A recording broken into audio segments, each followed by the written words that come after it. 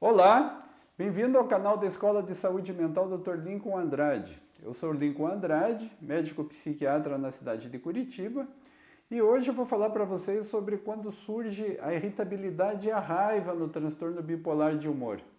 Se você gosta de assuntos de saúde mental, se inscreva no canal, clique na sineta para ativar as notificações e me acompanhe aqui toda semana.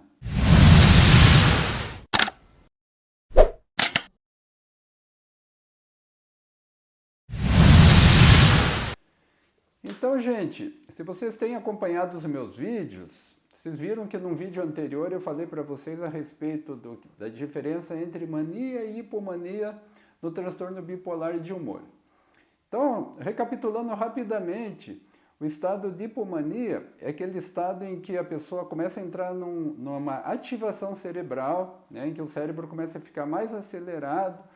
Então a pessoa fica com humor melhor, com mais energia, mais disposição, o pensamento fica mais rápido, a pessoa fica com mais impulsos, vontade de fazer mais coisas, né? Ela fica com uma sensação de que ela tem mais poder de resolver os problemas, de atingir os objetivos, ela dorme menos, ela fica mais falante. Então uma pessoa que fica num estado assim, teoricamente, como se estivesse com humor ótimo, né?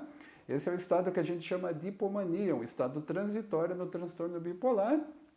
E a mania, que é o estado muito grave do transtorno bipolar, é quando esse cérebro fica tão ativado, tão acelerado, com tanta energia, que a pessoa tem um pensamento super acelerado, os pensamentos vão se acumulando, a pessoa não consegue parar de pensar, pensa em uma série de coisas diferentes, fica impulsiva, perde o controle dos impulsos, quer fazer uma série de coisas, perde a crítica do que vai fazer, toma decisões, atitudes totalmente sem lógica, se compromete completamente, não dorme, fica hipersexualizada. Então é um estado extremamente grave, né? Então, mais uma vez, recordei para vocês aí a diferença entre mania e hipomania. Acontece que em alguns pacientes, ou em algum momento da doença do transtorno bipolar, a pessoa pode ter tanto a hipomania quanto a mania associada a um estado de humor, que é um estado depressivo, ou um estado em que a pessoa sente pouco prazer ou perde a capacidade de sentir prazer nas atividades. Quando isso acontece, a gente tem uma coisa chamada de hipomania mista, ou mania mista, que significa que a pessoa tem sintomas predominantes ou da hipomania ou da mania, mas esses sintomas estão contaminados, entre aspas, por um estado de humor depressivo ou pela uma perda de prazer, de capacidade de sentir prazer nas atividades, nas coisas do dia a dia. Quando isso acontece, a gente tem um estado assim, bastante grave, um estado complicado. Então, vou falar para vocês inicialmente quando isso acontece na hipomania.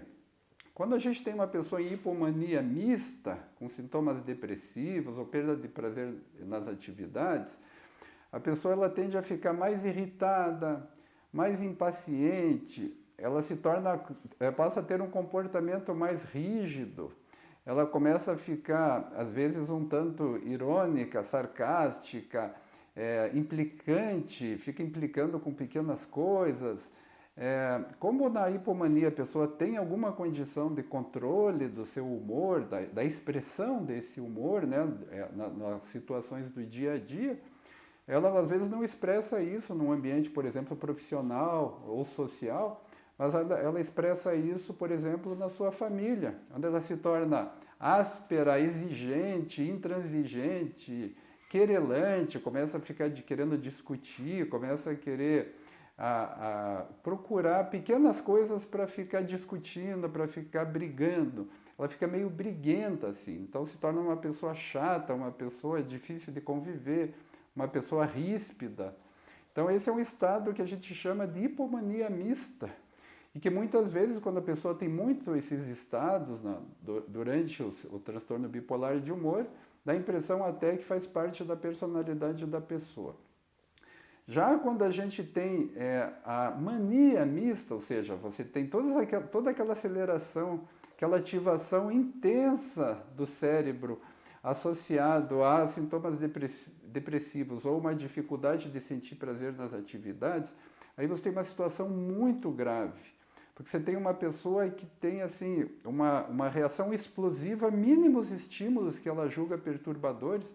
Coisas banais do dia a dia irritam profundamente a pessoa, ela fica super reativa, ela fica explosiva com esses pequenos estímulos.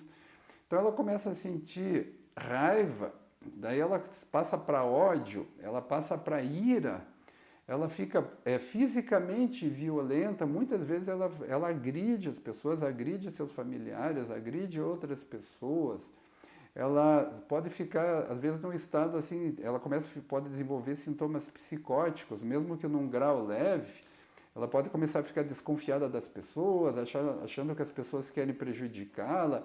Aí ela fica ainda mais irritada, ela fica ainda com mais tendência a atritos. No trânsito, ela pode se tornar extremamente agressiva, perigosa.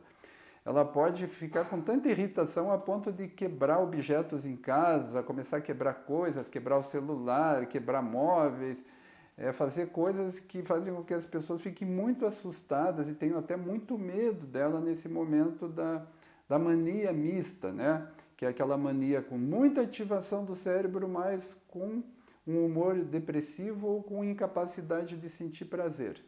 Então, por que eu estou trazendo esse assunto aqui? Porque esse é um assunto muito importante, porque torna o convívio da pessoa bipolar com as demais pessoas muito difícil, ou às vezes gera risco de violência grave, destruição de patrimônio, violência física e às vezes até homicídio nos casos mais extremos, né?